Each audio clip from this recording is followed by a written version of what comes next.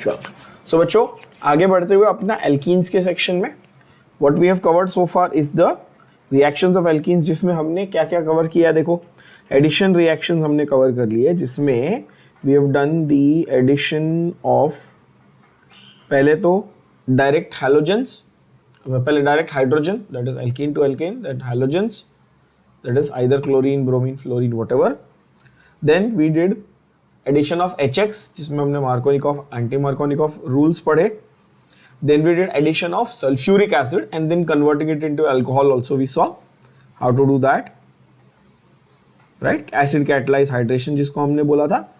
And last में हमने पिछले लेक्चर में कंप्लीट किया था ओजोनोलाइसिस, जहां पर O3 यानी कि ओजोन आप ऐड करते हो और सेकेंड स्टेप में आप ऐड करते हो जिंक डस्ट इन वाटर, है ना। That was giving you either an aldehyde, either two aldehydes or two ketones or a combination of aldehyde and ketone. यहां तक हमने देख लिया था, राइट। आई होप ये इसकी ट्रिक भी मैंने आप लोगों को बताई थी कि शॉर्ट में किस तरह से सॉल्व करना है। आई होप यहां तक सबको समझ में आया था, राइट। चलो अब अगला हम लोग देखते हैं, और ये काफी इंपॉर्टेंट एल्कीन के ऊपर एडिशन वाला रिएक्शन है।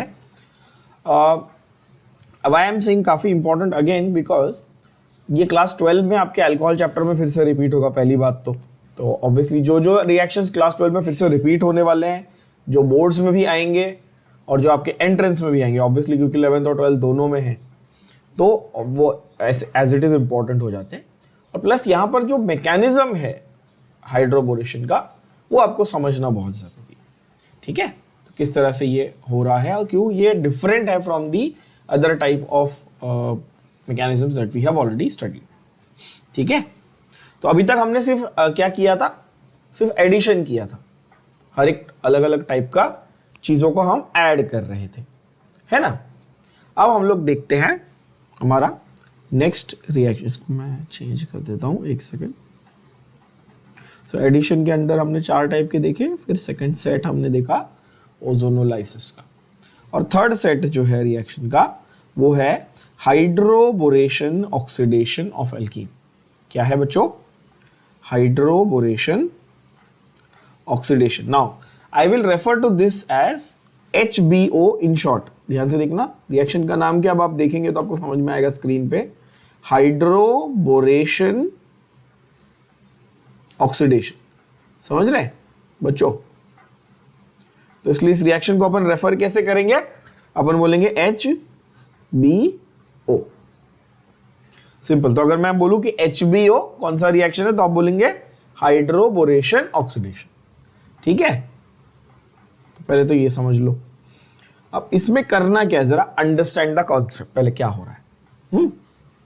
तो हाइड्रोबोरेशन ऑक्सीडेशन में आप क्या करेंगे कि पहले आप एल्कीन लेंगे, first you will take alkene and you will add B2H6 to it. क्या ऐड करेंगे आप? B2H6। अब ये B2H6 क्या है, चलो ये समझते हैं जरा। तो ये एक्चुअली BH3 का डाइमर है। किसका? BH3 का डाइमर है। इसको सेपरेटली समझते हैं जरा। हाँ, आपने क्या लिया? एल्कीन लिया, और उसके अंदर आप क्या ऐड कर रहे हो बच्चों? क्या ऐड कर रहे हो आप? BH3 या B2H6। अब ये BH3 जो है इसका नाम है, it's a compound of boron. Obviously you can see that BH3 is a compound of boron. इस कंपाउंड का नाम है बच्चों बोरेन। क्या नाम है? बोरेन। तो B2H6 जो इसका डबल है, आप मुझे बताओ उसका नाम क्या होगा लॉजिकली? बहुत इजी है, इसका नाम है डाइबोरेन। सही है कि नहीं है? इजी है ना। अगर BH3 बोरेन है तो B2H6 डाइबोरेन है। तो एल्कीन में आप बोरेन या डाइबोरेन दोनों भी ऐड कर सकते हो। आई थिंक ये सबको समझ में आया मैं क्या बोल रहा हूं? या तो बोरेन या तो डाइबोरेन ऐड कर रहे हो। तो हाइड्रोबोरेशन क्यों बोल रहे हैं हम लोग? ध्यान से देखना कि यहां पर बोरेशन यानी कि बोरेन ऐड कर रहे हैं, ठीक है। आप बोलोगे हाँ ओके। एंड सेकेंड स्टेप में जब आप पहुंचोगे तो it is actually ultimately a hydration reaction only, like we are done for acid. हमने एसिड कैटलाइज हाइड्रेशन जब H2SO4 ऐड किया, सेकेंड स्टेप में क्या किया था? HOH के साथ रिएक्ट करके अल्कोहल बना दिया था, याद है? तो अल्टीमेटली तो हाइड्रेशन ही हुआ था, पानी ऐड किया था, है ना? तो इसलिए हाइड्रो भी आ गया वहां पे। तो यहां पर भी सेम हुआ ना। आगे हम लोग क्या ऐड करेंगे? Ultimately the aim is to finally achieve कि भाई इसमें HOH ऐड हुआ है ना? दिखाता हूं, चलो। तो यहां पर आपने एल्कीन प्लस BH3 ऐड कर दिया स्टेप नंबर 1 में।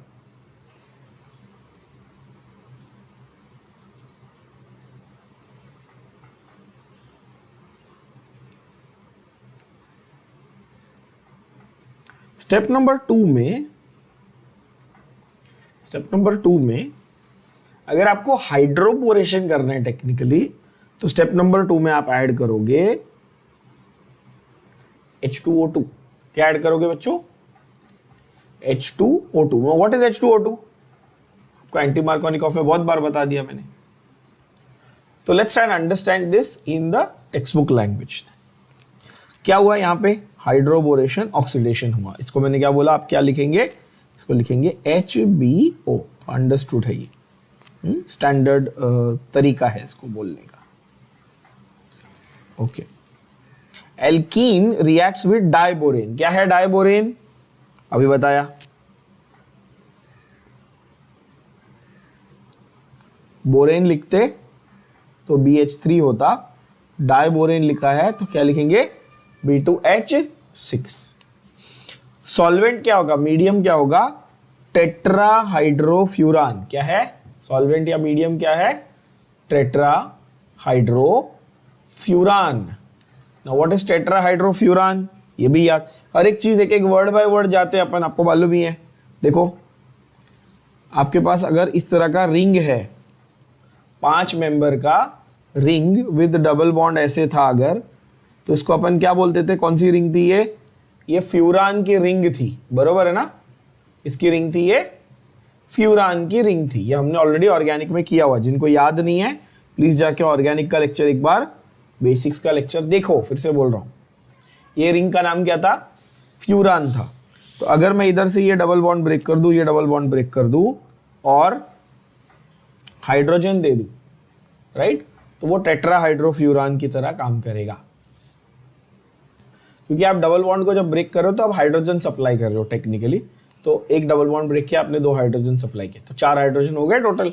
तो इस तरह से फ्यूरान रिंग में आपने 4 हाइड्रोजन लगा दिए, उसको हम बोलते हैं टेट्राहाइड्रोफ्यूरान।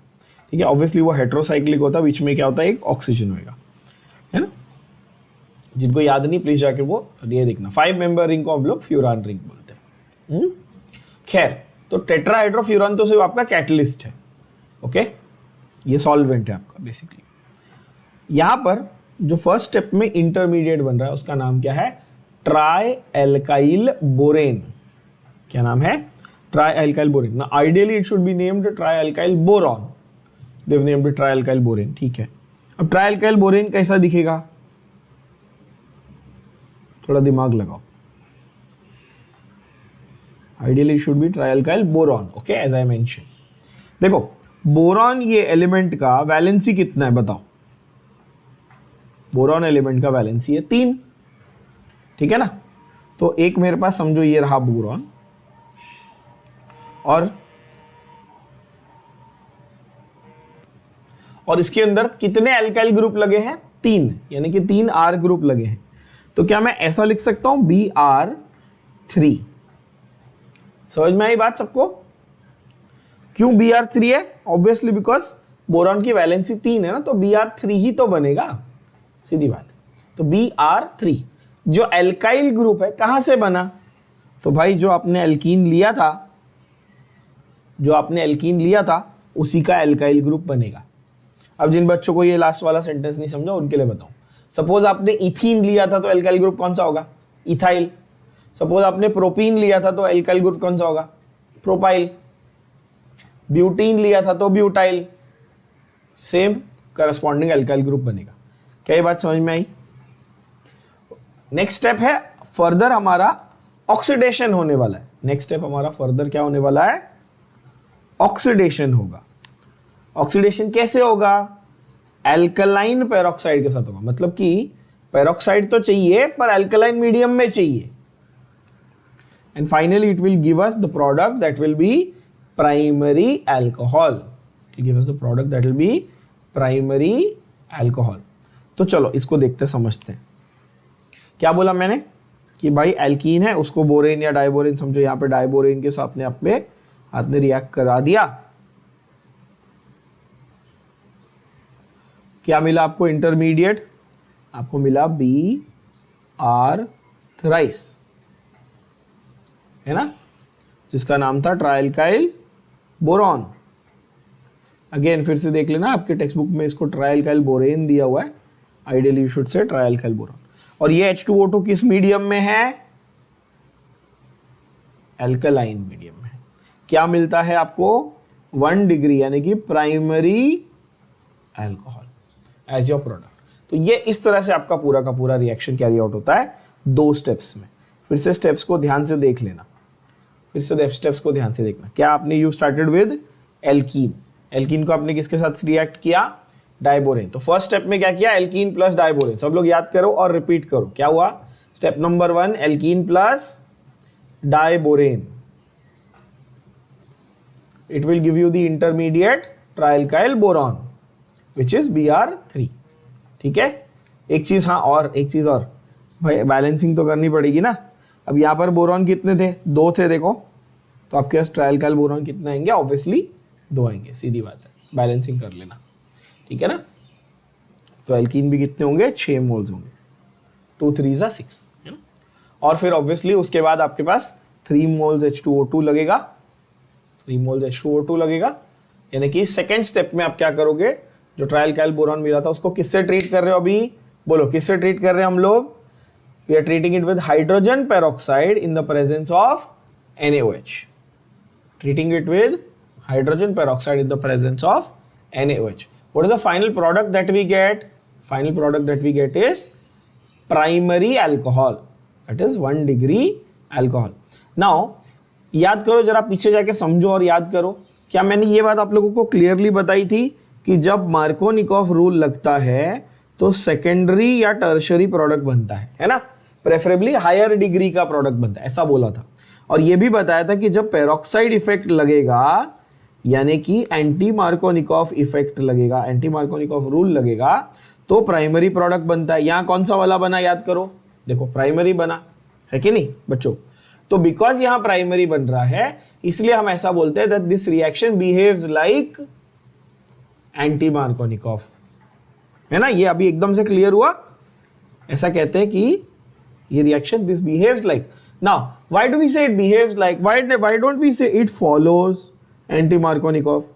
क्योंकि भाई यहां पर एक्चुअली एंटी मार्कोनिकॉफ हमने पहले ही डिफाइन कर दिया था कि तब वर्ड यूज करेंगे जब HBr विद पेरोक्साइड होगा. क्या हमने ये बात डिफाइन की थी ऑलरेडी अच्छे से, है ना. तो इसीलिए, और यहां पर आप पेरोक्साइड तो यूज कर रहे हो और प्राइमरी प्रोडक्ट भी मिल रहा है, मतलब सब कुछ सही हो रहा है, पर ये असली एंटी मार्कोनिकॉफ नहीं है, ये उसकी तरह है. हाँ, ये जैसे उसके जैसा है. राइट. बस इतना बोलना है आपको. समझ रहे हो आप बच्चों? चलो एक एग्जाम्पल अच्छा वाला करके देखते हैं अपन. बढ़िया सा एग्जाम्पल करते हैं इसका, तो आपको और अच्छे से समझ में आएगा. देखना, सबसे पहले आप ले लो बैलेंसिंग पे. अब इतना टेंशन मत लो. बैलेंसिंग में आपको फिर पूरा रिएक्शन कंप्लीट होने के बाद बैलेंसिंग इजीली समझ में आएगा. मैं समझाता हूँ. पहले आप ले लो प्रोपीन. क्या लिया हमने? प्रोपीन. पहले बताओ ये सिमेट्रिकल है कि अनसिमेट्रिकल है? तो आप बोलोगे अनसिमेट्रिकल, ऑब्वियसली. ठीक है. इसमें मैंने क्या करना है? इसमें ऐड करना है B2H6. क्या ऐड करना है बच्चों? B2H6 in the presence of tetrahydrofuran. ये नहीं भूलना, in the presence of tetrahydrofuran. ये बताया ना, अभी मार्क किया ना हमने. टेट्राहाइड्रोफ्यूरान के प्रेजेंस में ये करना है. ठीक है, इस तरह से. नाउ यहां पर ध्यान से देखना, पहले ध्यान से देखना हो क्या रहा है प्लीज. हाँ, ध्यान से देखो. क्या करना है? सबसे पहले आपको ऐसा सोचना है कि यहां पर पाई बॉन्ड ब्रेक किया और इसको एक हाइड्रोजन दिया. कितने हाइड्रोजन थे मेरे पास? 6 हाइड्रोजन थे, 6 हाइड्रोजन थे. ध्यान से देखना, फिर से बहुत फोकस करके समझना. मैं बोलता हूं मैं यहां पे एक पाई बॉन्ड ब्रेक कर रहा हूं और इसको एक हाइड्रोजन दे रहा हूं, है ना, इस तरह से। ओके, तो ये मेरा क्या ग्रुप तैयार हो गया? अभी ये एल्काइल ग्रुप तैयार हो गया क्या? चेक करो, देखो CH3 CH2 CH2 बन गया propyl group, N propyl group ये पूरा। और ऐसे मेरे पास 6 हाइड्रोजन थे, तो मैं 6 बार N प्रोपाइल बना सकता हूं। क्या ये सबके दिमाग में गया? फिर से समझना, जिनको नहीं समझा वो फिर से समझना क्या बोल रहा हूं। आपने ओरिजिनली प्रोपीन से चालू किया, यहां से आपने शुरू किया था। बोरॉन या सॉरी बोरेन, डाइबोरेन जो है आपके पास, वो क्या कर रहा है? वो 6 हाइड्रोजन सप्लाई करने को रेडी है। आप बोलोगे ठीक है, तो आपने क्या किया कि सारे डाइबोरेन से एक एक हाइड्रोजन ले लिया आपने और बोला कि ओके, मैं यहां पर इस बॉन्ड को ब्रेक करूंगा और 6 मेरे पास ग्रुप से 6 प्रोपीन के मॉलिक्यूल हैं, हर एक को एक एक हाइड्रोजन दे दूंगा बीच वाले कार्बन पे। And that is the main thing, that is the main यहाँ पे पार्ट, कि आपको जो हाइड्रोजन है वो सेंटर वाले कार्बन को देना है ताकि प्राइमरी ग्रुप बने। अब उसका reason and all we will study in detail आगे फर्दर। ठीक है, तो पहले समझो कि हो क्या रहा। Again as I always say, first try and understand what is happening, then go to why it is happening, because in the exam they are going to ask you the products, not the mechanism as such. When I say primarily they are focused only on the product, भाई किसका क्या बन रहा है। तो यहाँ पर बताओ मुझे, प्रोपीन का N प्रोपाइल बन रहा है क्या? ये बात सबके समझ में आ गई? प्रोपीन का क्या बन रहा है? N propyl. अच्छा, जो N प्रोपाइल बना वो कितने बने? 6। N प्रोपाइल कितने बने अपने पास?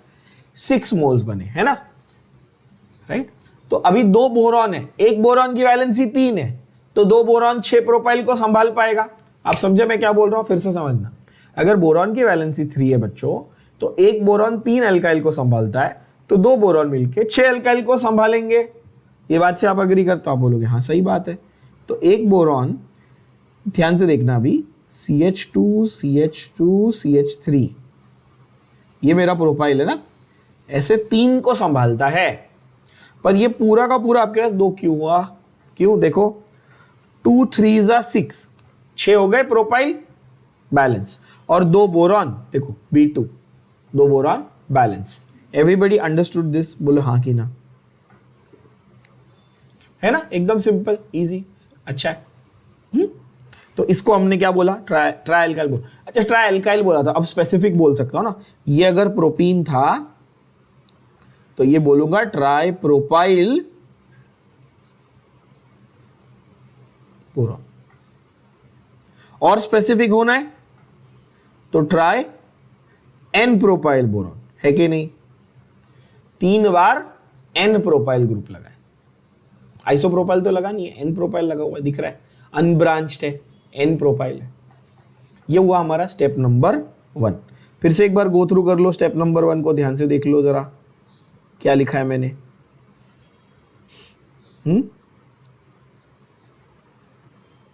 स्टेप 1 में मैंने लिखा propene plus diborane gives try N propyl boron, ठीक है।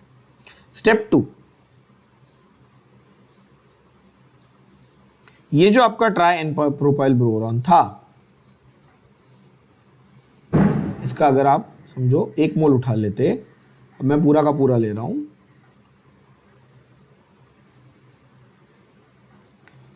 पूरा का पूरा मैंने 2 मोल उठा लिया। अब मुझे क्या करना है? इसको H2O2 के साथ रिएक्ट करना है, बराबर ना, हाइड्रोजन पेरोक्साइड के साथ रिएक्ट करना है। अब ध्यान से देखना इंटेलिजेंटली आपको हाइड्रोजन पेरोक्साइड कैसे लिखना है, HOOH। क्या ये सही तरीका है? देखो H2O2 सही है ना। अपन वाटर लिखते हैं, अपन हमेशा वाटर लिखते हैं तो कैसा लिखते हैं? HOH, है ना, ऐसा लिखते थे ना अभी तक। तो वही मैंने हाइड्रोजन पेरोक्साइड को HOOH लिख दिया। अब ध्यान से देखना जरा, मैं हाइड्रोजन पेरोक्साइड कितने मोल ले रहा हूं, ध्यान से देखना please, try and understand this. 6 moles. I am taking how many moles of hydrogen peroxide? 6 moles. अब बोलोगे सर यहाँ पे आपने 3 लिखा है, वो 3 इसलिए लिखा है बिकॉज टेक्स्ट बुक वालों ने इसका 1 ही मोल कंसिडर किया है। यहाँ पे अपने पास कितने हैं? 2, तो मेरे को 6 मोल्स लेना पड़ेगा। आपको प्रॉपर पूरी बैलेंसिंग दिखा रहा हूँ ताकि कहीं पे कुछ रह नहीं जाए। तो मैंने 6 मोल्स ले लिया हाइड्रोजन पेरोक्साइड। किसके प्रेजेंस में हो रहा है? सेकेंड स्टेप याद करो, ये भी बताया है, NaOH के प्रेजेंस में हो रहा है। सेकेंड स्टेप किसके प्रेजेंस में हो रहा है? NaOH के प्रेजेंस में हो रहा है। अब क्या होता है देखो ध्यान से, आपके पास total propyl group N propyl group कितने? 6 N प्रोपाइल ग्रुप है, तो वो 6 OH लेके जाएगा। आपके पास अभी टोटल OH कितने हैं? 6 टाइम्स ऑफ HOOH है, तो टोटल OH कितने हैं बच्चों? आपके पास 12 OH अवेलेबल है। बोलो हाँ कि ना? एक हाइड्रोजन पेरोक्साइड में 2 OH है ना, तो 6 मोल में कितने हुए? 12 मोल OH अवेलेबल है। तो क्या होगा ध्यान से देखना जरा, ये जो N प्रोपाइल ग्रुप था ये 6 लेके जाएगा, तो 6 moles of CH3 CH2 CH2OH। ये जो पूरा का पूरा ग्रुप था, ध्यान से देखना जिन बच्चों को नहीं समझ रहा है, क्या करना है, जो आपके पास ग्रुप था वो एज इट इज लिखो, लास्ट वाले कार्बन पे एक जगह बची हुई है ना, एक वैलेंसी बच जाएगी ना, वहां पे क्या कर दो? OH लगा दो। बस इतना करना आपने। ये जो लास्ट वाला कार्बन है इसकी एक वैलेंसी बच जाएगी जब आप बॉन्ड ब्रेक करोगे, तो वहां पे आप क्या लगा दो? OH लगा दो। ये एकदम मतलब बेवकूफ लोगों को भी समझ में आए ऐसा तरीका है ना, एकदम इजी तरीके से कर रहे हैं अपन। देखो मैं ये नहीं बोल रहा आप बेवकूफ हो, मैं सिर्फ बोल रहा हूं कि I am doing it in the easiest possible manner. ठीक है, चलो, तो CH3 CH2 CH2OH ये बन गया हमारा प्राइमरी अल्कोहल। अब बचा क्या? मेरे पास 6 OH बचे और 2 बोरॉन बचा हुआ है, तो ऑब्वियसली 2BOH थ्राइस। क्या आएगा? 2 मोल्स ऑफ BOH थ्राइस। जिनको ये नहीं समझा फिर से देखो, BOH थ्राइस, तो बोरॉन का तो वैलेंसी 3 है, तो BOH थ्राइस ही आएगा, सीधी बात है। और इसके 2 मोल क्यों भाई? तो क्योंकि बोरॉन अभी भी हमको बैलेंस करना है। तो ये देखो 2 3 6, 6 OH इधर आ गए और 6 OH इधर आ गए, हो गए बैलेंस 12 OH। बोलो आया ना? फिर से देख लो, 6 मोल्स ऑफ OH यहाँ हो गए और ये 2 3 6 मोल्स ऑफ OH यहाँ हो गए, तो मेरे पास 12 OH मॉलिक्यूल, 12 OH के स्पीशीज बैलेंस भी हो गए और साथ ही साथ बोरॉन भी बैलेंस हो गया। क्या ये बात सबको समझ में आ गई? इनिशियली ये रिएक्शन 2 स्टेप में लिखने में थोड़ा सा ज़्यादा दिमाग लगा, मैंने बहुत डिटेल में बताया, अब थोड़ा शॉर्ट में समझते। बहुत ज़्यादा दिमाग लगाना पड़ता है इनिशियली पहली बार सीखने में। Once you do 1-2 examples becomes very very easy। चलो और एक करें तो, अच्छा ये वाला जो अल्कोहल बना इसका नाम क्या था? IUPAC नेम इसका है प्रोपेन 1-ऑल। क्या ये प्राइमरी है? हाँ ऑब्वियसली। क्यों? क्योंकि फंक्शनल ग्रुप इस कार्बन को जुड़ा हुआ है और ये वाला कार्बन 1 डिग्री कार्बन है, यानी कि प्राइमरी कार्बन। राइट। एग्जाम्पल 2,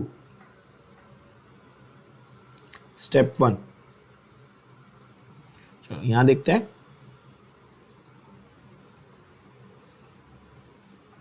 ये कौन सा एल्कीन है?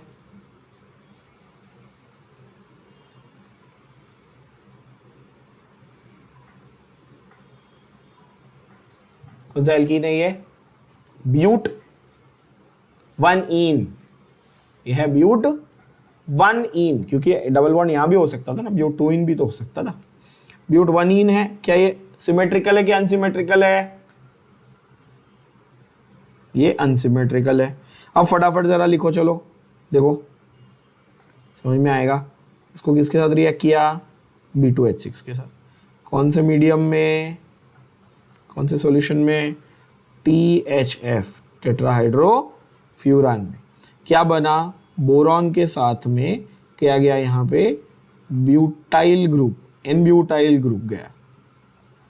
ये रहा आपका N ब्यूटाइल ग्रुप। कितनी बार? 3 टाइम्स, 2 मोल्स इसका पूरा मिला। कैसे? सेम फंडा लगाओ। देखो बाई बॉन्ड को ब्रेक करो, इसको हाइड्रोजन दो।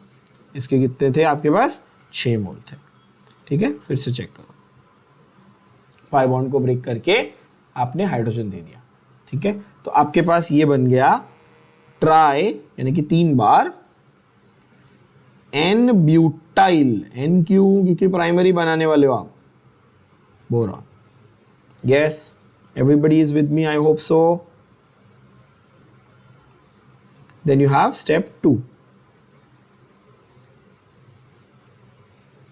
स्टेप 2 में जैसा कि मैंने कहा, मैंने आपको पूरी की पूरी बैलेंसिंग बताई है टेक्स्ट बुक में इसका ये जो दो यहाँ पे बने थे ना इंटरमीडिएट, उसका 1 मोल उठा के लिया उन्होंने, इसलिए वो लोग 3 पेरोक्साइड बोल रहे थे, बट अपन 6 पेरोक्साइड ले रहे, जो कि प्रॉपर है। पेरोक्साइड कैसे लिया? HOOH। पेरोक्साइड वाला जो सेकेंड स्टेप है वो कौन से मीडियम में हुआ? वो NaOH यानी कि एल्कलाइन मीडियम में हुआ। ठीक है, तो क्या बना?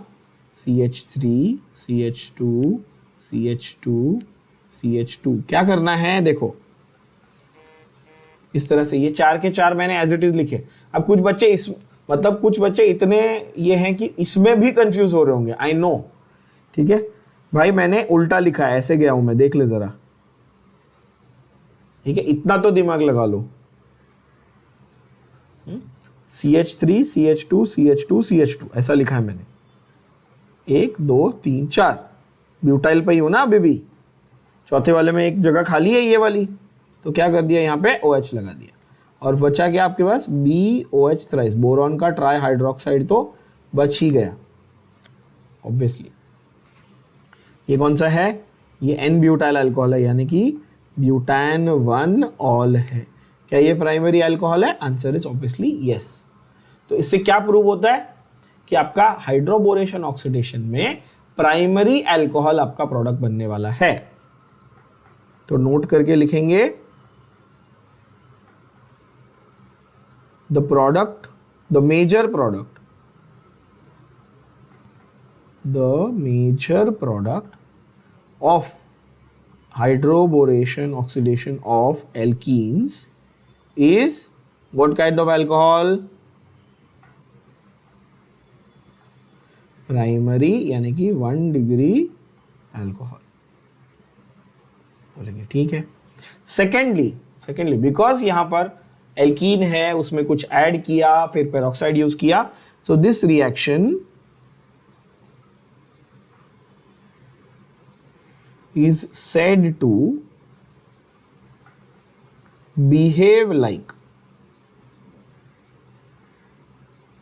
/ mimic anti-Markovnikov's rule.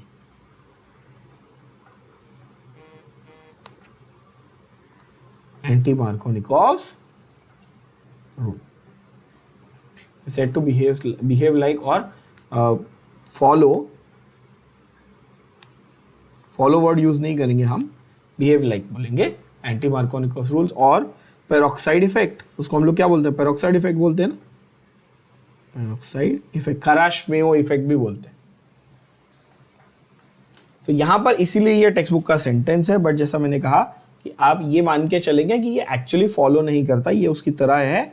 Overall reaction gives anti Markovnikov's product from unsymmetrical alkene, है ना। अनसिमेट्रिकल एल्कीन से अगर आप शुरू करेंगे तो आपको ओवरऑल फाइनल प्रोडक्ट जो है वो एंटी मार्कोनिकोव की तरह वाला प्रोडक्ट मिलेगा। जैसे कि सेम आप देख सकते हो, 6 मोल से आपने चालू किया, BH3 2 बार है यानी कि B2H6 है, वही बात हुई ना, BH3 पूरा का पूरा 2 बार है ना, तो वो है डाइबोरेन। इस तरह से आपके टेक्स्ट बुक में बहुत कॉम्प्लिकेटेड तरीके से उन्होंने समझाया है। ठीक है, हमने सिंपल वे में लिखा है, आप वैसे ही याद रखो। नेक्स्ट है हमारा, नेक्स्ट रिएक्शन ऑफ एल्कीन्स है जो है polymerization. Next reaction of alkene is polymerization of alkenes. So to understand polymerization, first you need to know what is the meaning of the word polymer. तो देखो ऐसे याद रखो बच्चों, the word mer means unit. Mer means what? Mer का मतलब unit, mono का मतलब 1 सिंगल, और पॉली का मतलब मेनी। पॉली का मतलब मेनी। तो आपको अगर मैं बोलूं कि मोनोमर, इसका मतलब क्या होगा, तो आप क्या बोलोगे? Single unit. मोनोमर मतलब सिंगल यूनिट। मैं बोलूं पॉलीमर, इसका मतलब क्या बोलोगे? Many units. तो एक ही मॉलिक्यूल के बार बार यूनिट्स को रिपीट कर करके जो बनाया जाए उसको क्या बोलेंगे? पॉलीमर बोलेंगे। क्या ये बात भेजे में जा रही है? आपने एक मॉलिक्यूल लिया और उस मॉलिक्यूल के बहुत सारे यूनिट्स को साथ में रिपीट किया तो उसको क्या बोलते हैं अपन, पॉलीमर। तो एल्कीन्स को पॉलीमराइज कर सकते हैं, एल्कीन्स को क्या कर सकते हैं, you can polymerize the alkenes. कैसे, जरा देखते हैं। The process in which large number of small molecules join together to form large molecules, in which small molecules join together to form very large molecules with repeating units is called polymerization। ये process हुई, polymerisation की process में छोटे छोटे बहुत सारे molecules join किए और एक बड़ा मॉलिक्यूल तैयार हो गया। जैसे आप बहुत सारे बीड्स बना के, बीड्स समझते हो ना, छोटे छोटे वो माला के अंदर होती है ना, छोटी छोटी बीड्स लगा के या पर्ल्स लगा के एक पूरी चेन या माला बना लेते हो आप, तो वैसे ही ये हुआ सिंपल तरीके से। अब वहाँ पे क्या होता है, वो जो चेन बनाने के लिए आपको कुछ थ्रेड लगाना पड़ता है ना, दो पर्ल्स को जोड़ने के लिए क्या लगाना पड़ता है, थ्रेड लगाना पड़ता है कि नहीं, ज्वाइन करने के लिए, है ना। तो वैसे ही यहाँ पर भी होता है बच्चों कि जो मोनोमर के यूनिट्स आप ले रहे हो उसको पॉलीमर में कन्वर्ट करना है, तो बीच में क्या होना चाहिए, उसके दोनों के बीच में बॉन्ड होना चाहिए। दो मोनोमर के यूनिट्स के बीच में क्या होना चाहिए, बॉन्ड होना चाहिए, है ना। जो बड़ा वाला मॉलिक्यूल है उसको हम बोलते हैं पॉलीमर, और जिससे वो बनाया है, जो बार बार रिपीट करके जिससे वो बनाया हुआ है, the simple compound forming the units in the polymer is called monomer, है ना। जैसे अगर मैं आपको बोलूं कि ये वॉल, ये दीवार अगर पॉलीमर है तो इसका मोनोमर क्या होगा, क्या बार बार रिपीट करने से दीवार बना, आप बोलोगे सर ब्रिक्स, ईंटें। अगर ईंट को बार बार रिपीट करोगे तो वॉल बन जाएगी, तो ब्रिक क्या हो गया, मोनोमर, और वॉल क्या हो गई, पॉलीमर, और सीमेंट क्या हो गया, उनके बीच का बॉन्ड। क्या ये बात भेजे में जा रही है मेरे प्यारे गधे बच्चों? इजी एग्जाम्पल है ना। तो अब ये चीज हम लोग एल्कीन पे कैसे अप्लाई करेंगे, ये चीज हम लोग एल्कीन पे कैसे अप्लाई करेंगे। आपको नाम अभी बच्चों को स्ट्राइक हो गया होगा जो लोग पहली बार पढ़ रहे हैं कि अच्छा इसीलिए हम लोग पॉलीथीन बोलते हैं, प्लास्टिक को क्या बोलते हैं आप, प्रैक्टिकल बात है ना, ये तो सबको मालूम है, बचपन से कर रहे हो। पॉलीथीन अपन बोलते हैं, प्लास्टिक की थैली को क्या बोलते हैं, अरे पॉलीथीन बैग। क्यों, पॉलीइथीन, ये वर्ड कहां से आया, मल्टीपल यूनिट्स ऑफ इथीन को मिलाने से पॉलीइथीन वर्ड आया। क्या ये बात समझ में आई एवरीबॉडी? तो यहां पर ये बनता है पॉलीथीन, तो ऑब्वियसली, और इसको हम लोग प्लास्टिक के नाम से जानते हैं, बट प्लास्टिक एक मिसनोमर है। फिजिक्स में आप पढ़ते हो एक इलास्टिसिटी नाम का chapter, elastic materials and plastic materials, है ना। वहां पर आपको प्लास्टिक ये वर्ड का अच्छे से मतलब समझ में आएगा। फॉर एग्जाम्पल, इथीन, अगर हाई टेम्परेचर और हाई प्रेशर पे अगर आप इथीन को हीट करोगे तो पॉलीइथीन मिलता है। ये अगर मैं प्रोपीन को करता तो पॉलीप्रोपीन या पॉलीप्रोपिलीन मिलेगा, ऐसा बोल सकता था। ये तो सीधी बात हो गई, बोलोगे हाँ सर, तो ऑब्वियस चीज़ है। तो पॉलीमराइजेशन रिएक्शन जो है आपका, उसके बारे में बात कर लेते हैं, एग्जाम्पल के साथ लिख दो फटाक से। सीधा एग्जाम्पल ही लिखते हैं, ज़्यादा इसमें तामझाम नहीं है। आपके पास है इथीन। अच्छा, इथीन कितने लेने मेरे को, एक दो लेने कि बहुत सारे लेने, ये बताओ। पॉलीमर बना रहा हूं मैं, पॉली मीन्स मैनी ना, बहुत सारे लेने। तो कहना है इससे n मोल्स ले लूं मैं, n मोल्स, n नंबर, कितने भी। अब ये इथीन जब आप हाई टेम्परेचर और हाई प्रेशर पे हीट करते हो, हाई टेम्परेचर हाई प्रेशर पे हीट करते हो, तो आपको ध्यान से देखना क्या मिलता है। ये जो बीच का डबल बॉन्ड है ये ब्रेक हो जाता है, तो अब ये दोनों फ्री हो गया ना, दोनों एंड्स फ्री हो गए। तो ऐसे n मोल क्या होंगे, एक के ऊपर एक जुड़ते जाएंगे, एक इथीन, दूसरा इथीन, तीसरा इथीन, अपना पाई बॉन्ड उसने तोड़ दिया और फिर वो पूरा का पूरा ज्वाइन हो गया। और ऐसे मॉलिक्यूल n टाइम्स रिपीट होंगे, n टाइम्स क्या होगा, रिपीट होगा। So if this was ethene, this represents polyethene. एकदम सबसे इजी रिएक्शन है, सबसे इजी रिएक्शन, कुछ नहीं है। यहाँ पे CH2 डबल बॉन्ड के साथ था, यहाँ पे सिंगल बॉन्ड कर देना है, वहां पे N बाहर इस तरफ लिखा था, यहाँ पे N यहाँ लिख देना है, बस इतना इजी रिएक्शन है।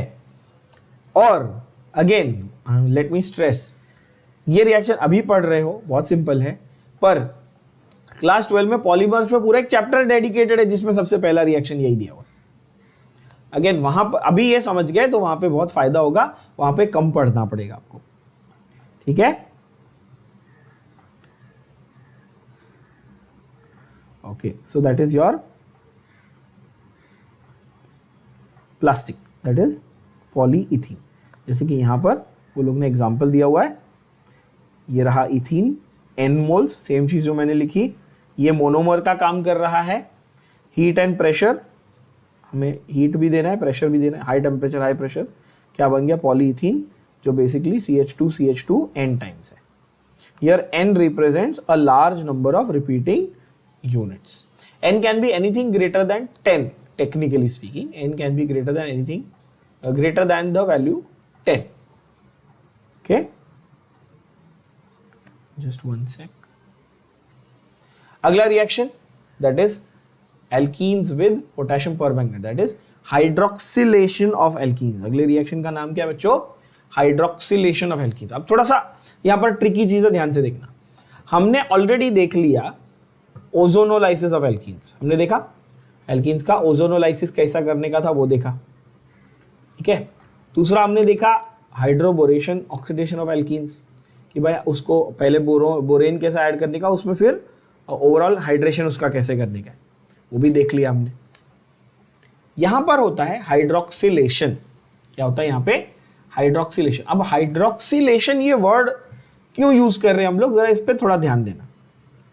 अगर मुझे सिर्फ वाटर ऐड करना होता, please pay attention to what I am showing you on the screen right now बच्चों, और नहीं समझे तो प्लीज ध्यान से एक बार चेक करना, वापस रिपीट करना अभी का अभी, और समझो अच्छे से क्या बोलता हूं। आपने एल्कीन में क्या ऐड किया, ये क्या दिख रहा है आपको? HOH, यानी कि वाटर ऐड किया है कि नहीं? तो अब बोलोगे सर वाटर ऐड करना है तो इसको हाइड्रेशन बोलना चाहिए था, है कि नहीं? वाटर ऐड करना है तो इसको हाइड्रेशन बोलना चाहिए था, लेकिन यहां पर सिर्फ वाटर नहीं है, ध्यान देना। यहां पर सिर्फ वाटर ऐड नहीं हुआ है बेटा, यहां पर वाटर ऐड हुआ है नेसेंट ऑक्सीजन के साथ। किसके साथ? नेसेंट ऑक्सीजन के साथ। किसके साथ ऐड हुआ है? Nascent oxygen. अब सवाल यह कि ये नेसेंट ऑक्सीजन कहां से आया भाई? तो ये नेसेंट ऑक्सीजन आया KMNO4 से, यानी कि पोटेशियम परमैंगनेट से, जो बहुत अच्छा ऑक्सीडाइजिंग एजेंट है।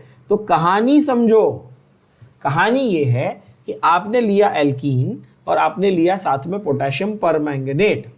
क्या लिया आपने? दो ही चीज लिया आपने, कौन सी बताओ? आपने लिया एल्कीन और आपने लिया पोटेशियम परमैंगनेट। भाई पोटेशियम परमैंगनेट क्या है? अच्छा ऑक्सीडाइजिंग एजेंट है। ऑक्सीडाइजिंग एजेंट क्या करेगा? तो भाई ऑक्सीजन सप्लाई करेगा, ये तो नो ब्रेनर है ना। ऑक्सीडाइजिंग एजेंट क्या करेगा भाई? ऑक्सीजन सप्लाई करेगा, सीधी बात है। और क्या ही सप्लाई कर लेगा वो नेसेंट ऑक्सीजन सप्लाई कर रहा है। प्लस साथ ही साथ आपने इस सॉल्यूशन को डाइल्यूट कर दिया। आपने क्या किया? सॉल्यूशन को डाइल्यूट कर दिया, यानी आपने वाटर ऐड कर दिया। तो अब आपके पास वाटर प्लस नेसेंट ऑक्सीजन का कॉम्बो है। क्या है आपके पास? वाटर प्लस नेसेंट ऑक्सीजन का कॉम्बिनेशन है। तो अब आप टेक्निकली देखो तो 2 हाइड्रोजन और 2 ऑक्सीजन है, यानी कि अगेन मेरे पास 2 OH ग्रुप्स हो गए, 2 OH ग्रुप हो गए। इसके पहले मैंने हाइड्रोजन पेरोक्साइड को 2 OH ग्रुप की तरह लिखा था। यहां पर अलग अलग है, वाटर अलग है, नेसेंट ऑक्सीजन अलग है, बट अल्टीमेटली 2 OH ग्रुप है। तो आप बोलोगे हाँ, तो यहां पर मैंने एल्कीन में 2 OH ग्रुप लगा दिए। देखो क्या किया मैंने, अल्टीमेटली मैंने एल्कीन में 2 OH ग्रुप सीधा सीधा यहां पे लगा दिए।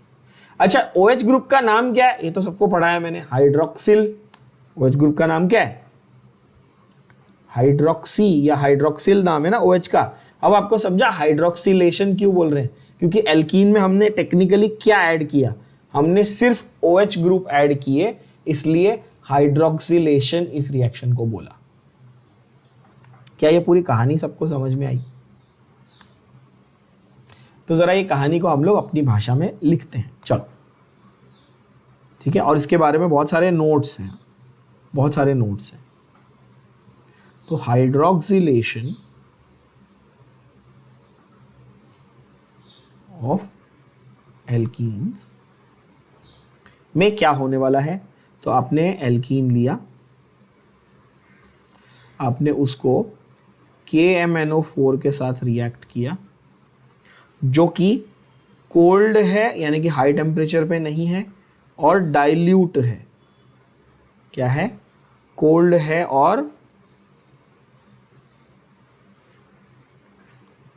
डाइल्यूट है मतलब वाटर ऐड किया हुआ है, कोल्ड है मतलब उसका टेम्परेचर ज़्यादा नहीं होना चाहिए। तो आपको क्या मिलता है? आपको मिलता है एक डायऑल। क्या मिलता है? एक डायऑल, यानी कि डायऑल का मतलब हैविंग 2 OH ग्रुप्स। डायऑल है ना, एक होता तो आप ऑल बोलते हो, दो है तो डायऑल, तीन होते तो ट्रायऑल बोल देते, तीन होते तो क्या बोलते थे? ट्रायऑल। अच्छा, डायऑल जो है ना, ये IUPAC नेम है। डायऑल क्या है? ये IUPAC नेम है। आप और क्या बोल सकते थे? कॉमन नेम में आप उसको ग्लाइकॉल बोल सकते थे। क्या बोल सकते थे उसको?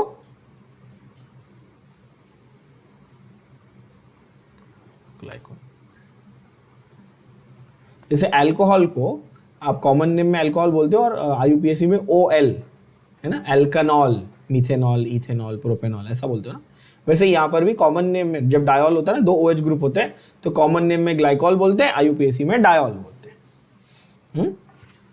अब जरा इसको एग्जाम्पल के साथ let's try and understand with the mechanism and the example what is happening. Example, आपने लिया CH2 double bond CH2, ethene लिया आपने, सिंपल एग्जाम्पल लेते हैं। इथीन, इसमें क्या हुआ? आपने HOH ऐड किया फ्रॉम डाइल्यूट यानी कि फ्रॉम वाटर, फिर आपने नेसेंट ऑक्सीजन ऐड किया। कहाँ से आया ये नेसेंट ऑक्सीजन? ये आया आपके एल्कलाइन KMnO4 से।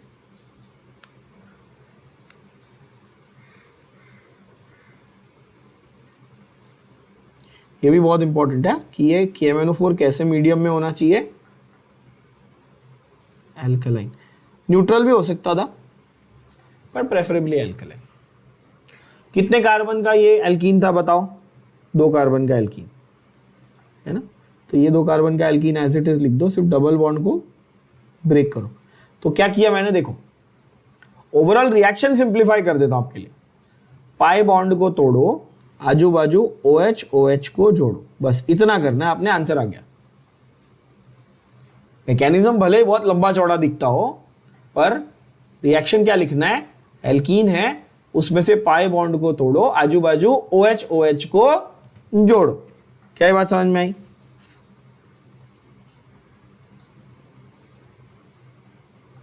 ये इथिलीन ग्लाइकॉल है, इसका कॉमन नेम क्या है? Ethylene glycol. काहे कॉमन नेम इथिलीन ग्लाइकॉल होगा भैया? बताइए। काहे कि इथिलीन से बनाया है ना, समझे कि नहीं समझे? जैसे क्या होता है, देखो, आपने इथिलीन से बनाया तो इथिलीन ग्लाइकॉल, प्रोपीन से बनाया होता तो प्रोपिलीन ग्लाइकॉल, ब्यूटीन से बनाया होता तो ब्यूटिलीन ग्लाइकॉल हो जाता है ना। इसका IUPAC नेम लिखना होता तो क्या मैं बोलता? नाम बोलता इथेन 1,2 डायऑल। IUPAC तो आप सबको लिखने आता ही है ना। लॉन्गेस्ट चेन कितनी है? देखो, 2 कार्बन है फर्स्ट पोजीशन पे और सेकंड पोजीशन पे OH OH लगा हुआ है, तो इथेन 1,2 डायऑल हो जाता। बोलेंगे ठीक है, चलो और एक एग्जांपल ले लो, कोई भी एल्कीन ले लो। सपोज ये ब्यूट-2-ईन, चलो क्या है ये? ब्यूट-2-ईन, सेम HOH प्लस ये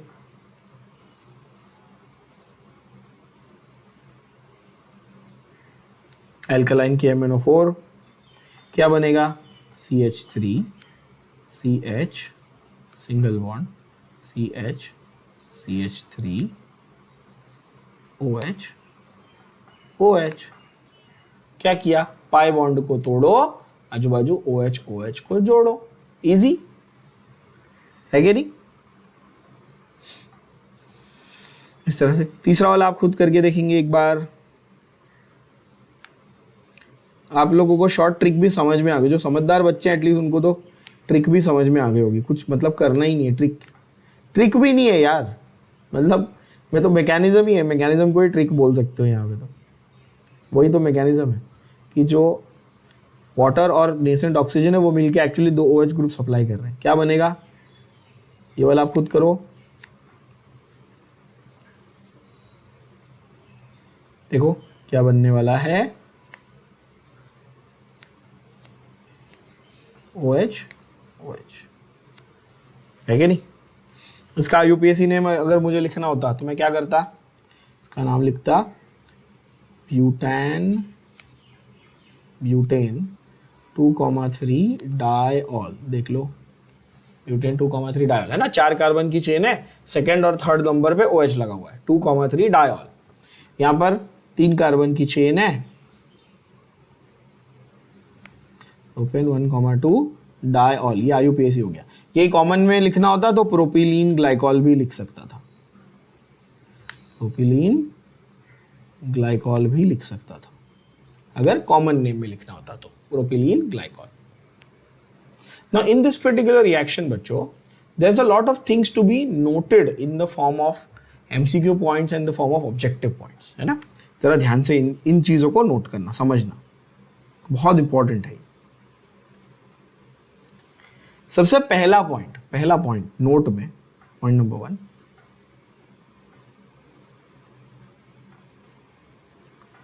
एल्कलाइन KMnO4 जो आप यूज कर रहे हो ना, alkaline KMnO4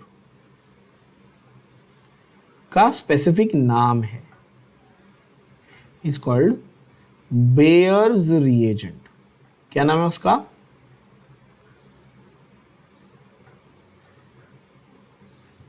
bears reagent, specific नाम है।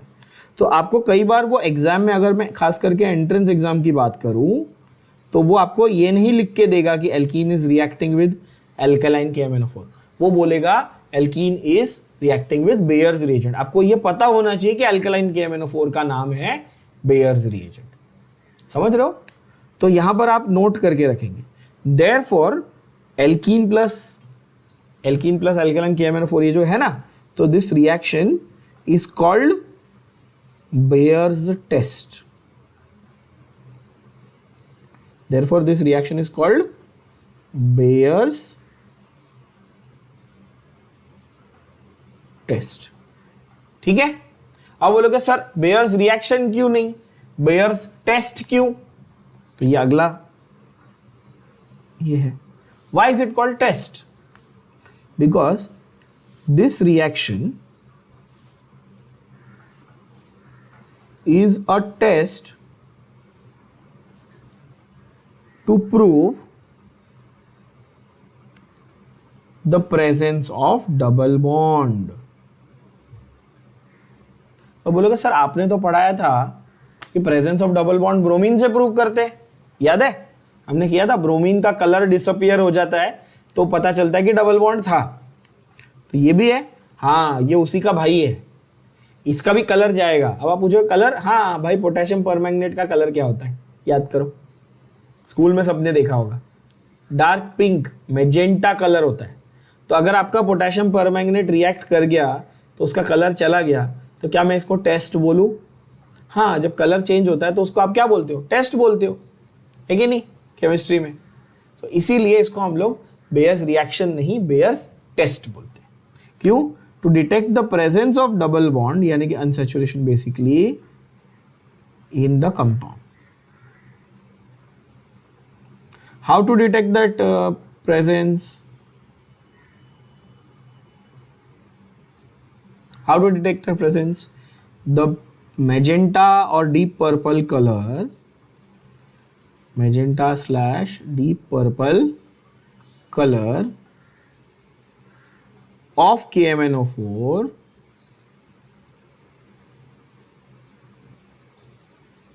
vanishes as it reacts. जैसे जैसे वो रिएक्ट होता है वैसे वैसे उसका कलर चला जाता है। So therefore it is a test. तो जहां पर कलर लेस हो गया वहां पे डबल बॉन्ड था, जहां नहीं हुआ वहां पे डबल बॉन्ड नहीं था। सिंपल। आपको मैं अगर 2 टेस्ट ट्यूब दूं, बोलूं एक में एल्केन है एक में एल्कीन है, पहचानो किस में एल्कीन है, तो क्या करोगे आप? या तो ब्रोमीन या तो बेयर्स रिएजेंट, दोनों में से कोई एक डाल दोगे दोनों टेस्ट ट्यूब में, एल्केन के साथ रिएक्ट नहीं करेगा, एल्कीन के साथ रिएक्ट कर लेगा। जैसे कलरलेस हो गया, कलर लॉस हुआ, तो आप बोलोगे हाँ जिसमें कलर लॉस हुआ है ना वो एल्कीन है। क्या ये बात सबके दिमाग में गई?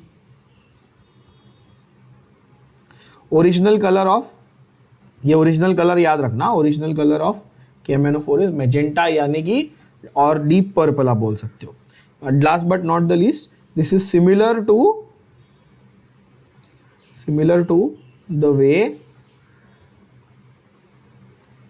Alkene plus bromine is used. वहां पे क्या होता था, वहां पे brown colour of bromine used to disappear, तो उससे आपको डबल बॉन्ड पता चल रहा था। यहाँ पे आपको कलरलेस यानी कि magenta colour of KMnO4 is disappearing, तो आपको पता चलता है कि डबल बॉन्ड है। काफी क्लियर बात। अब जरा टेक्स्ट बुक की भाषा देखते हैं तो आपको आसान लगेगा बच्चों। Alkenes react with cold and dilute alkaline potassium permanganate. क्या? एल्कलाइन वाला potassium permanganate. Why not acidic? क्योंकि एसिडिक मीडियम में वो बहुत स्ट्रॉन्ग ऑक्सीडाइजिंग एजेंट हो जाता है। एसिडिक मीडियम में होता तो कैसा हो जाता? बहुत ही स्ट्रॉन्ग ऑक्सीडाइजिंग एजेंट हो जाता। इसका नाम क्या बोला मैंने आपको? ये वीक। अच्छा ये वीक है ना, फिर ये तो हमने रेडॉक्स चैप्टर में भी देखा है। रेडॉक्स चैप्टर में भी तो देखा कि आपका KMnO4 क्या है, वो अच्छा ऑक्सीडाइजिंग एजेंट है बच्चों। ऑलरेडी हमने रेडॉक्स में भी देखा है। तो यहां पर आपको देखेंगे तो इथीन HOH प्लस ऑक्सीजन क्या बना? Ethane diol. मैंने ये एग्जांपल आपको बना के दिखाया। प्रोपीन, ये एग्जांपल भी बना के दिखाया। इनफैक्ट मैंने आपको ब्यूटीन वाला एग्जांपल भी बना के बताया। Right, all 3 examples we have written here, and please make sure that you write these the extra notes that I am giving you, these are very very important for you, क्योंकि ये directly नहीं दिए हुए ना। Right, अच्छा अब जरा यहां देखें। Hydroxylation of alkenes is an important method for synthesis of glycol. अगर ग्लाइकॉल बनाना है तो ये मेथड यूज करना पड़ेगा। आप बोलोगे ठीक है। During this reaction what happens? Purple colour of KMnO4 disappears. मैंने क्या कलर लिखवाया देखो? डीप पर्पल, डार्क पर्पल, जिसको आप मैजेंटा भी बोलते हो, है ना? देख सकते हो। तो hence this is a qualitative test for detecting presence of double bond in the compound and this is known as Baeyer's test. क्या ये हर एक पॉइंट, एक एक लाइन, एक एक वर्ड मैंने आपको समझाया, लिखवाया? समझ में आया सबको? यस। हर एक चीज आपने यहाँ पे ध्यान से समझ लेनी। मैं इसीलिए हर चीज आपको पहले मेरी भाषा में भी समझा रहा हूँ, फिर टेक्स्ट बुक की भाषा में बता रहा हूँ, ताकि अगर आप वो उन स्टूडेंट्स में से हो जो अपने नोट्स में से लिखना या हैंड रिटन नोट्स में से पढ़ना प्रेफर करता है, तो उसके लिए वो है। जो अगर आप वैसे स्टूडेंट हो जो टेक्स्ट बुक में से पढ़ना प्रेफर करता है, तो आपके लिए यहाँ पे मार्किंग है, एक्सप्लेनेशन दोनों का दिया हुआ है। ठीक है, तो कहीं पे भी आपके पास एक्सक्यूज नहीं होना चाहिए कि सर मेरे को ये नहीं आया, मेरे को वहां से पढ़ा तो समझ में नहीं आया। ये दोनों किया आपके लिए। ठीक है बच्चों, चलो आखिरी रिएक्शन ऑफ एल्कीन्स कंप्लीट करते हैं फटाफट। That is the oxidation of alkenes. Now please remember here I just said 1 minute ago कि KMnO4 जो है वो ज्यादा अच्छा ऑक्सीडाइजिंग एजेंट कौन से मीडियम में है, अल्कलाइन या एसिडिक? एसिडिक में। तो अगर वो एसिडिक मीडियम में यूज किया, देखो ये H+ लिखा है ना एरो पे, H+ लिखा है, यानी कि एसिडिक मीडियम में यूज कर रहे हैं, है ना? तो जब एसिडिक मीडियम में यूज कर रहे हैं तो वो स्ट्रॉन्ग ऑक्सीडाइजिंग एजेंट हो गया। क्या हो गया? वो बहुत ही स्ट्रॉन्ग ऑक्सीडाइजिंग एजेंट हो गया। तो एल्कीन्स को जब आप ऑक्सीडाइज करते हो, आप बोलोगे देखो ऑक्सीडेशन, ये वर्ड समझ में आ गया आपको, खुद ही समझ में आ गया, आप ऐसा बोलोगे क्योंकि एसिडिक KMnO4 यूज कर रहे हैं, या फिर एसिडिक पोटेशियम डाइक्रोमेट भी यूज कर सकते हो। तो ये क्या करेगा? ये सीधा कीटोन या एसिड बना देगा। जरा समझते, पहले तो ये देख लो कि KMnO4 यानी कि पोटेशियम परमैंगनेट और K2Cr2O7, इसका नाम क्या है?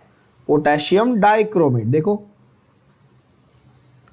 K2Cr2O7 ये रहा पोटेशियम डाइक्रोमेट, और KMnO4 यानी कि पोटेशियम परमैंगनेट।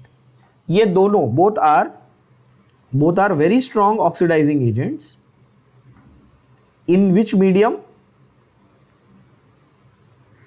Acidic medium. ये यहां पे बाजू में लिख के रखो, मेंशन करके रखो, टेक्स्ट बुक में ही मेंशन कर दो। ध्यान में रहना चाहिए। अगर ये हम लोग ऑक्सीडाइजिंग रिएजेंट मतलब ऑक्सीडाइजिंग एजेंट की तरह यूज करना चाहते हैं तो इनको एसिडिक मीडियम में यूज करना ज्यादा अच्छा है। और जब भी इनको एसिडिक मीडियम में यूज करेंगे तो बहुत सिंपल है, आपका क्या होगा, जो भी एल्कीन था उसका carbon to carbon bond break हो जाएगा और एसिड या कीटोन, करस्पॉन्डिंग कीटोन बन जाएगा, एसिड या फिर करस्पॉन्डिंग कीटोन बन जाएगा। चलो देखते हैं।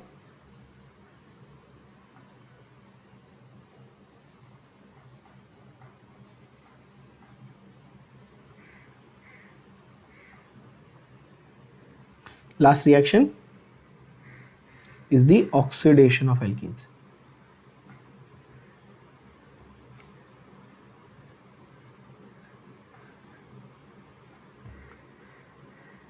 Is the sixth variety. पहले हमने एडिशन में 4 वैरायटीज कर ली थी, उसके बाद मैंने ऐसे नंबरिंग किया। हाँ ओके, क्या करना ऑक्सीडेशन में, एग्जांपल के साथ सीधा, जैसे कि यहाँ पर उन्होंने आपको आई थिंक सो सीधा प्रोपीन से ही चालू किया है ना।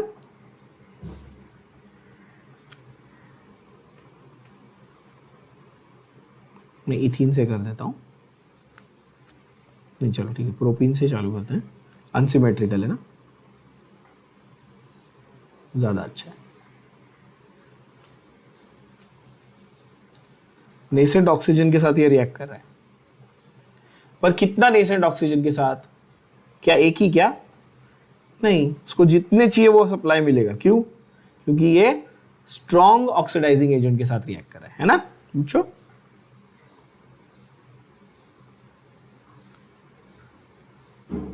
एसिडिक मीडियम को आप कैसे दिखाते हो, तो आप H+ के फॉर्म में दिखाते हो एसिडिक मीडियम को। H+ भी दिखा सकते थे, H3O+ भी दिखा सकते थे, या सिर्फ एसिड भी लिख सकते थे, यार कोई प्रॉब्लम। यहाँ पर क्या सिंपल तरीका है मैंने आपको बताया, देखो एक सिंपल ट्रिक समझो इसको सॉल्व करने की। आप पूरे के पूरे कार्बन टू कार्बन बॉन्ड को तोड़ो, यानी कि क्या करना है, कार्बन कार्बन बॉन्ड को अलग कर दो। क्या करेंगे आप बताओ, कार्बन कार्बन बॉन्ड को अलग कर दो, जहां पे आपका डबल बॉन्ड था ना वहां पे आप कार्बन कार्बन बॉन्ड को अलग कर दो। 2 कार्बन का आप एसिड बना दो, क्या कर दो, एसिड। देखो 2 कार्बन का एसिड ऐसा है ना, CH3COOH, इसका नाम क्या है, एसिटिक एसिड, सबको मालूम है, ठीक है। इसका नाम था प्रोपीन, का कॉमन नेम इज एसिटिक, और IUPAC इज इथेनोइक एसिड। जो बच्चे अभी भी, आई एम वेरी श्योर कुछ बच्चे हैं जो अभी फिलहाल स्क्रीन की तरफ देख के अपना सर खुजा रहे होंगे कि ethanoic acid, if you are not very sure, 100% sure कि आपको ये देख के तुरंत इसका नाम आ रहा है, इसका मतलब आपको प्रैक्टिस करने की जरूरत है। फिर से जाओ, फंक्शनल ग्रुप के वीडियो डाले हुए हैं, एक एक करके पार्ट बाय पार्ट 14 वीडियो डाले हैं बेसिक्स के, ठीक है। वो वीडियोस जाके देखो, फिर से बोल रहा हूं प्रैक्टिस करो, नहीं तो खून के आंसू रोओगे लास्ट में आके। मैं बता रहा हूं, अभी भी वार्निंग दे रहा हूं, और ये सारी वार्निंग बाद में बहुत याद आएगी, बहुत पछताओगे। तब कोई हेल्प नहीं कर पाएगा आपकी। क्या किया आपने यहाँ पे, देखो ये आपने बॉन्ड ब्रेक किया, 2 कार्बन को अलग, 1 कार्बन को अलग किया। अब 1 कार्बन का क्या कर दिया आपने, बना दिया CO2+ H2O, इस तरह से तो बन गया। अभी भी कार्बन नंबर देख लो, गिन लो, सही है ना, 1 2 और 3, यहाँ पे कितने थे, 1 2 और 3। तो इस रिएक्शन में अल्टीमेटली क्या हुआ, कहने से carbon to carbon bond break हुआ। Can I say that, yes, ठीक है। Another example, let's take CH3C, CH3 double bond CH2, इस तरह से, है ना, ये लिया ना वो लोग ने। हाँ अच्छा, इसमें प्रिंटिंग एरर है शायद, नहीं सही है, सही, अपन अलग लेते, टेक्स्ट बुक में वो लोग ने 5 कार्बन का कॉम्बिनेशन लिया है।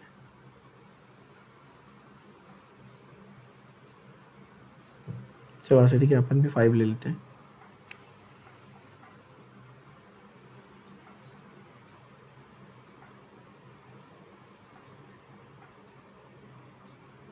इस तरह से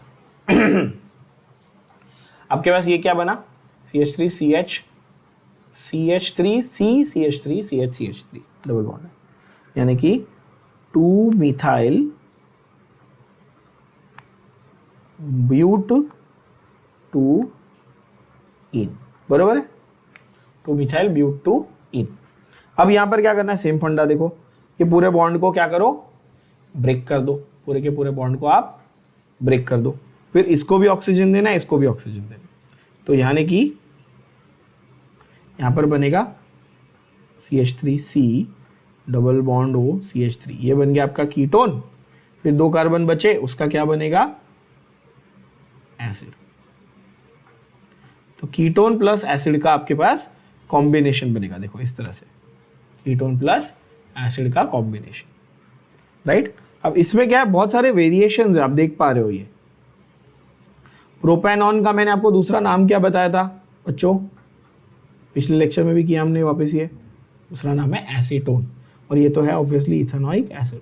अभी भी कार्बन नंबर आप काउंट कर लो तो आपको सेम मिलेंगे, देख लो कार्बन नंबर सेम मिलेंगे, राइट। तो जब आप हाईली स्ट्रॉन्ग ऑक्सीडाइजिंग एजेंट के साथ इसको रिएक्ट करते हो तो आपको एसिड प्लस कीटोन का कॉम्बिनेशन मिलता है, right. That was the last reaction of alkenes. फिर बाद में लास्ट में यूजेस हैं, बहुत ही इजी, ठीक है। एल्कीन्स का क्या है, starting material for making alcohol, अभी बनाया हमने, अल्कोहल भी बना दिया, कीटोन्स भी बना दिए, एसिड्स भी बना दिए। अल्कोहल, कीटोन, एसिड कुछ भी बनाने के लिए एल्कीन्स आर स्टार्टिंग मटेरियल। दूसरा है इथीन, ऑब्वियसली, तो उससे पॉलीइथीन बनाना है, और पॉलीइथीन से हम क्या बना सकते हैं, टॉयज, बॉटल्स एटसेट्रा, है ना, प्लास्टिक से। और last but not least, ethene is used for artificial ripening of fruits. अपने को सीजन के पहले जो आम मिल जाते हैं, या कोई ऐसे फ्रूट्स आजकल जो पॉपुलरली मार्केट में मिलते हैं, जो सीजन से पहले उन्होंने राइप कर दिए, राइपन कर दिए। कैसे किया जाता है, इथीन के इंजेक्शंस लगाए जाते हैं। Ethene is one of the plant hormones actually, जो राइपनिंग में, यानी कि फलों को पकाने में हेल्प करता है, ठीक है ना।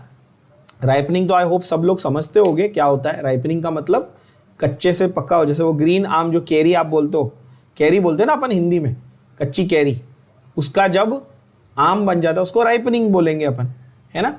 तो वो आर्टिफिशियली अगर आपको करना है, क्रिएट करना है, तो इथीन यूज किया जाता है, ठीक है बच्चों। यहाँ पे कंप्लीट हुआ अपना पूरा का पूरा part of alkenes. Next lecture में अपन एल्काइंस से कंटिन्यू करेंगे।